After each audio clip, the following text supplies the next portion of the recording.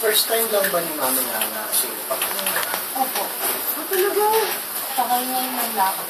Wala siya ng ganito po. Ganito po ang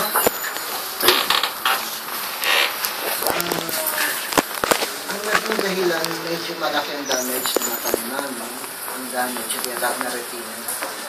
Meron siyang, ang retina, itong loob ng mata natin, ito yung nakadingding. Pelikula ng mata natin ito. Kumbaga pag nanonood tayo ng sine, yung telong, doon na po project yung lahat ng nakapanood natin. Ganun yung retina. Ngayon yung retina, nandiyan ang pinakamanilipis na ugat ng mata natin, yung arteries, veins, gano'n, ano. Kung tayo may diabetes, yung diabetes parang anay sa ugat yan. Paglipas ng panahon, bigla nilang mapuputukan yung mga ugat dahil umurupok tayo sa sugar. Yung mata niya, matagal nung malapot na, 5 years, 4 years, 3 years. Mabagsak na ang paningin niya, kaya siguro hindi niya sinasabi. Kasi ang retina niya,